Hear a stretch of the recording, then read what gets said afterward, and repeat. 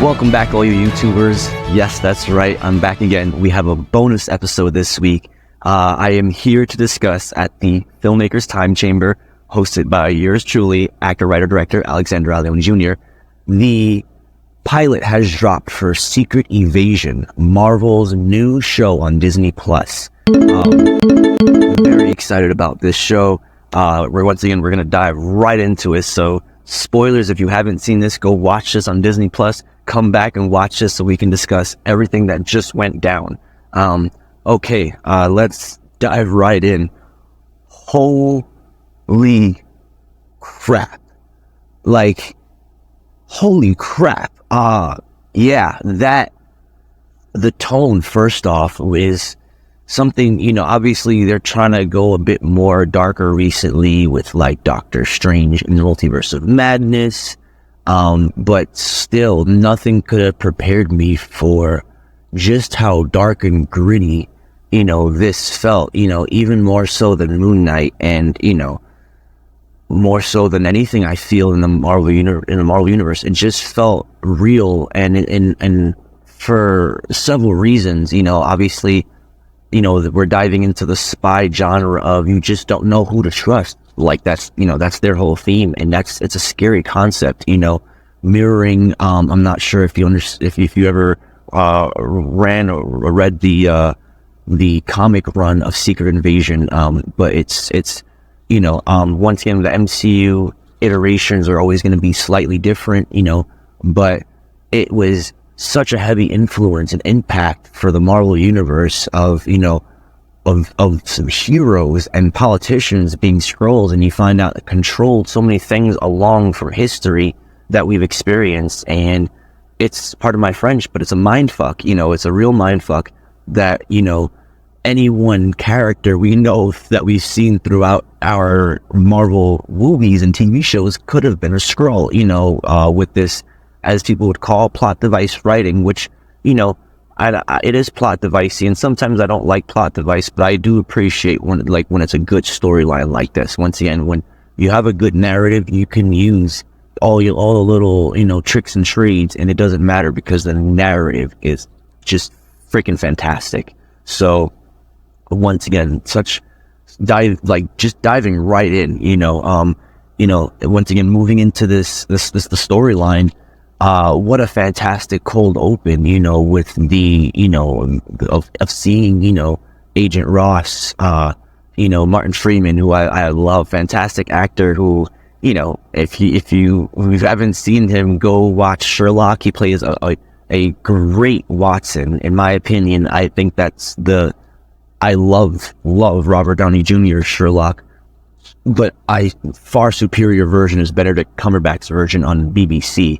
The dialogue, the writing alone is just superb. And so Martin Freeman plays his Watson there. And he's also, they also work together again in The Hobbit, where, Benedict voices, Smaug the dragon, and Martin Freeman plays, Bilbo the Hobbit. So, fantastic actors from both of them. So seeing Martin Freeman again, always a pleasure. And just in that cold open to find out he just boom dies, and of course he was a Skrull, so wipe that sweat off. But how long was he a Skrull? What are the implications to that? And that's what I love about this show immediately off the bat is, does that mean that he's captured? Or was it, we're all shown down, later in the episode that Gravik could copy Nick Fury without having him captured. So, there are things that they can and can't do. They can copy without the memories. And so there's not, it didn't look like Agent Ross had too much information. So, it's just, who knows? We don't know just yet. And I can't wait to find out, where actual real Agent Ross is. And so, like I said, has he been a Skrull for just this one episode, or has he been a Skrull for all of that we've known Ross? So we have no idea. So, once again, continuing on, now, Nick Fury, we are seeing an old Fury, just like, old man Logan, we're seeing this, experienced and battered and honestly beaten Nick Fury, who has lost, he's lost numerous times now. He lost when S.H.I.E.L.D. was overrun by Hydra. He lost when, when of course with Infinity War and Endgame, when Thanos came over, he just kept losing. And ultimately, of course, the heroes kind of always win in the end, but not without our losses, not without the collateral damage. And so as Captain America even said, Nick Fury was like, I knew, why do you think we were in this? And like, Captain America, yeah, but how many lives were lost, before that happened? And so, and that shut Nick Fury up, because it's true. Captain America, like I said, probably my sole character in the Marvel universe. I relate to like a lot of characters, but he's just my, like, in terms of like what he stands for in the truth and righteousness, and it doesn't matter who that character is, he's gonna look him in the face and say this is wrong. And so that's what makes him worthy of Mjolnir, and that's what makes his character so important. And that's why they had that scene of just Captain America versus the entire Thanos army before the portal scene. So yeah, coming back full circle to Nick Fury, he has, he's had losses, and I'm 100% certain what Captain America said stuck with him as well. And so now, he's been up in space doing his thing, having a cover, having one, Talos, depending how you want to pronounce it, covering for him on Earth. And obviously Talos has known Nick Fury, slipped up in Spider-Man Far From Home, and just, everyone said it, ever since he was, returned or dusted, he just hasn't been the same Nick, and of course, missing 5 years, that'll, for someone who keeps track on, tabs on everything that goes on in the world, imagine missing 5 years, that does a lot. And so, he's trying to compensate or overcompensate, and now he's returned back to Earth to deal with this Skrull invasion, secret invasion. And so we see him with like a gut, a limp, no eye patch, just not even a disguise, which I find very, red flaggy. Spoilers if you haven't seen Avatar: The Last Airbender, but those who have will understand this reference. Iroh in the last season, is in jail, and he's pretending to be fat, and like he's mad and lost his step. He puts blankets in his belly, and he's just faking it. And then we find out he's actually like 2 steps ahead, and I would not be surprised at all if Nick Fury is doing this faked persona of being weak, so that way people could not suspect him anymore. Because I think in My Hero Academia kind of digs into the, sorry for diving into so many franchises, but when you're in the #1 spot, it puts a target on your back. That's why in Winter Soldier they killed him, because he's such a powerful, when you're Nick Fury, you're a step ahead of everyone. You're steps ahead of everyone. You're a target. Anyone that wants to rise up, knows that Nick Fury is going to have their eye on you, and so they're going to want to take you out before they rise up. And so if you're not on top, if you're not that version of Nick Fury, you're not going to have those targets on your back. And so I believe, this is just my theory, I believe he's leading everyone to think that he's not that Nick Fury anymore, so he doesn't have to have that target, so people can just think he's just an old man. And tying this into, at the very end, Maria Hill, wow, had me jaw dropped and emotional, and just like, yeah, we saw in Winter Soldier that Nick Fury once again was shot, and he faked his death so that they couldn't kill him again. And I'm wondering if they're doing this for Maria Hill, if maybe they're faking her death to that way she can get a target off her back, and now they can operate on the low. I mean, she's dead. I don't know. I hope she's not dead. Maria Hill, played by Colby Smulders, is a fantastic actress. Loved her ever since How I Met Your Mother. Fantastic actress. She plays Robin Scherbatsky. A lot of me and my friends even joked when she died. We're like, Robin, no! Yeah, because we just didn't get enough of her character. You know, she's one of the core main characters in the show How I Met Your Mother for 9 seasons. And so we got a lot of screen time with her, and she's a fantastic actress. And I wanted more of that screen time with her and her character. She's been around since the Avengers 2012. It's 11 years later, 2023. At least in our universe, their universe is later. So she's been more years with their characters. You know, she, like I said, she's popped up, saved them, you know, saved Captain America and Winter Soldier. She's just always been around and always been helpful to our heroes. And so I wish we would have seen her get to see her shine more. And I'm hoping this show does that. You know, I'm like, I hope so. I hope they're pulling my heartstrings here with some good stuff. So, but if not, R.I.P. Maria Hill. You know, I know the multiverse exists. Who knows? What if? Kind of, on the show and Disney Plus dove into that. So really hope we get more of her. Moving along into the acting. Wow, we have some heavy hitters, so you know it's going to be good. And so Samuel L. Jackson, I mean, in my opinion, he's one of the upper echelons of actors. So, like, whatever he does is going to be gold. And so, you know, coming in high expectations and still leaving with, you know, extremely pleased with his performance and range. And, you know, I saw other reviews and commentators say he kind of give the vibes of I can't think of it right now, Pulp Fiction, of his character in Pulp Fiction.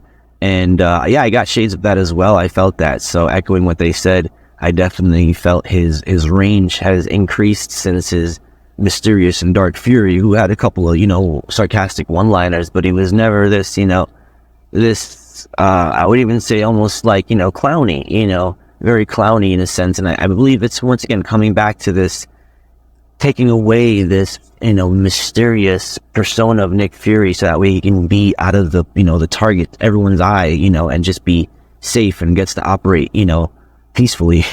So next up, Emilia Clarke, another heavy hitter, from Game of Thrones, from Star Wars. You know, I've always had a huge crush on Emilia Clarke. So just seeing her get to do her thing is always a pleasure. You know, she is phenomenal. You know, she was in Star Wars as well. Her range is phenomenal. You know, she can play that vulnerable, you know, and powerful character. And I think that, you know, that's kind of her thing, you know, is, you know, and she can, not saying she's typecasted, but I think that's just, you know, just like, you know, Samuel Jackson has his thing, you know, Emilia Clarke has her thing. And I think that's you know, it's a powerful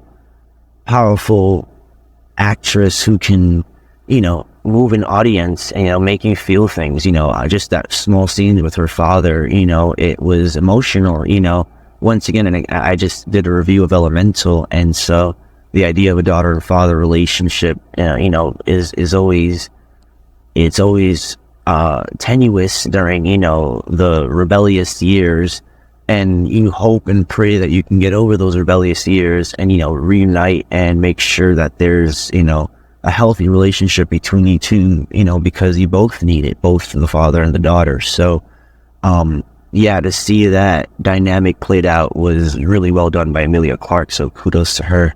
Then we have, you know, forgive me if I'm saying his name wrong, but Kingsley Ben-Adir, the actor who plays Gravik.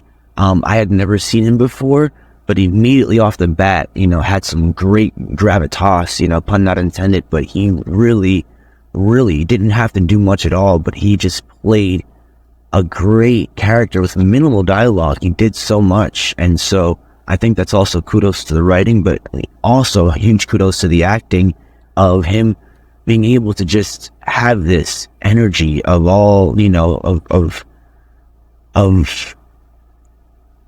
someone who's intelligent, of someone who's in control, of someone who's a few steps ahead, and someone who's dangerous and chaotic a bit, and someone who stands for something they truly believe in. And, you know, like I said, with just minimal words, you didn't have to have this, you know, long-winded speech to convey that.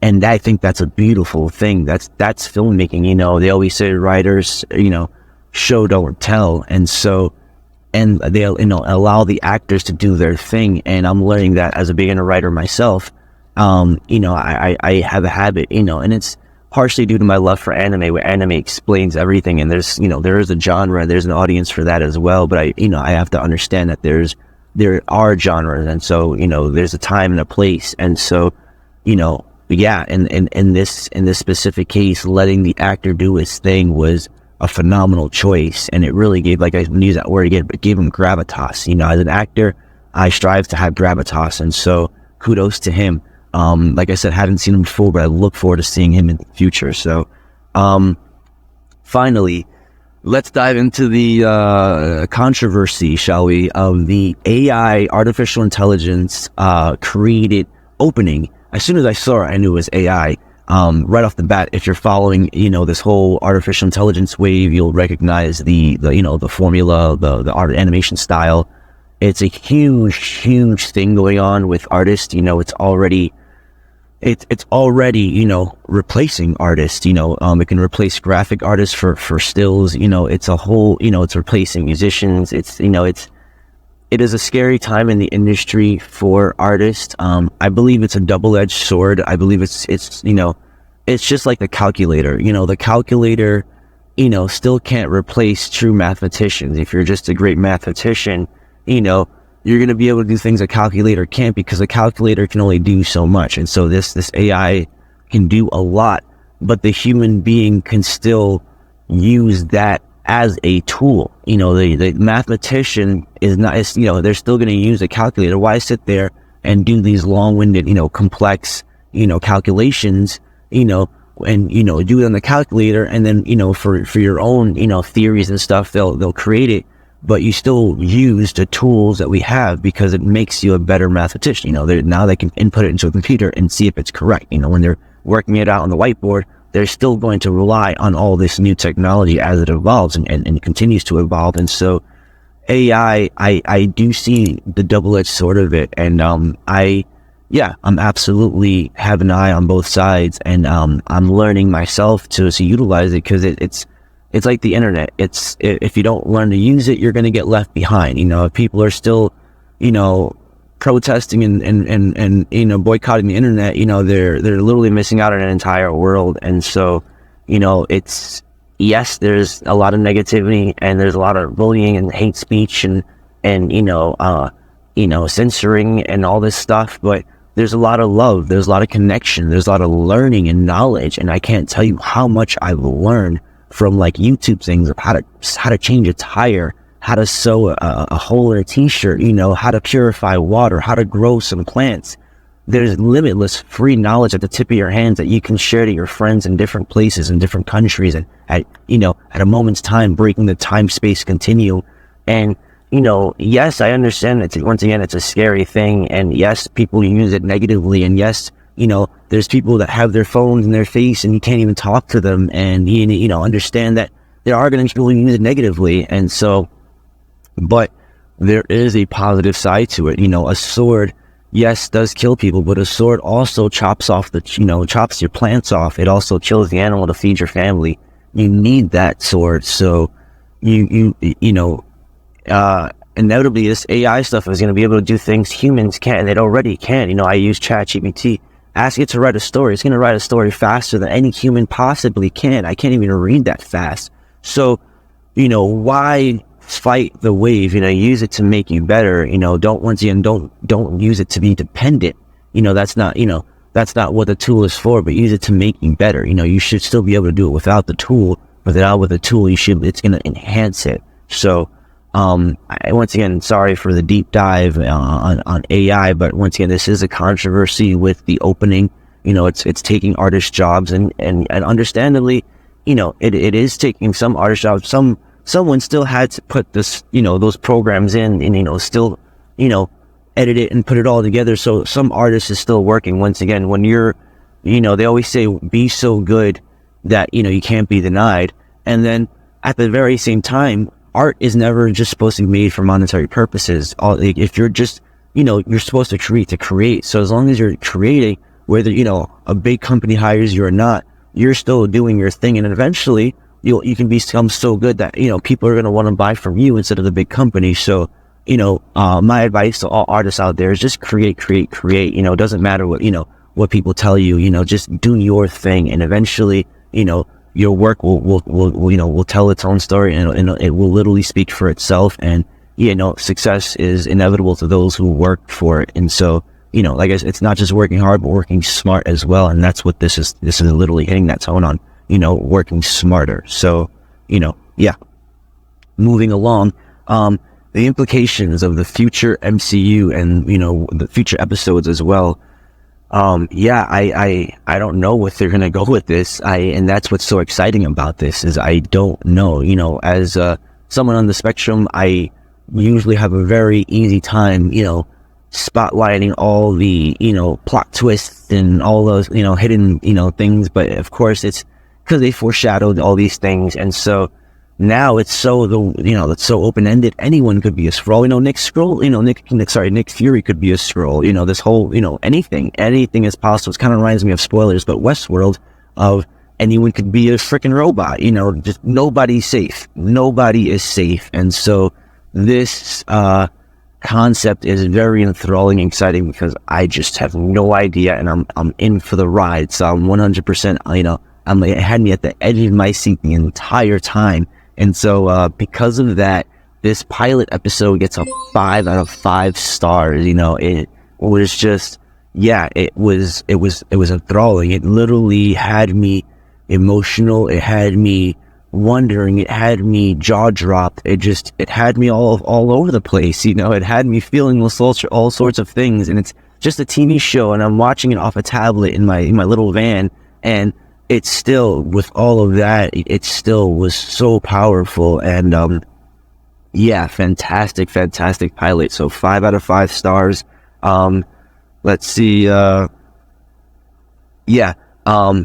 Like I said, phenomenal writing and acting, and like the last note I'll say, it was, like I said, for just an episode of a TV show, it felt grand. It felt, and it obviously it does, affects the entire Marvel Cinematic Universe from the first movies we've ever watched. Pepper Potts could be a Skrull.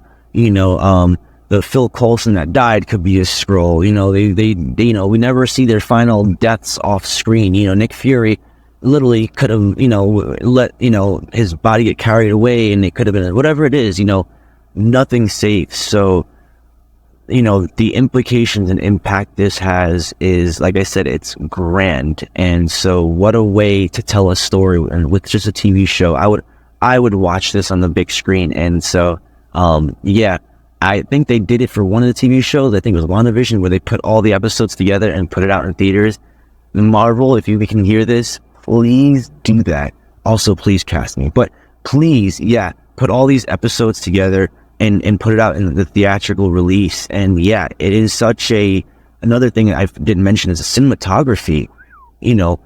Gorgeous. Of course the budget is high, but wow.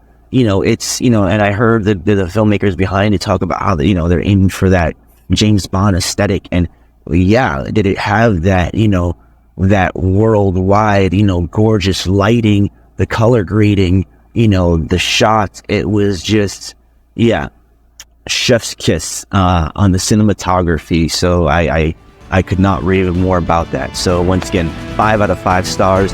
Thank you guys so much for joining. I'll see you guys next week, and have a wonderful week, you guys.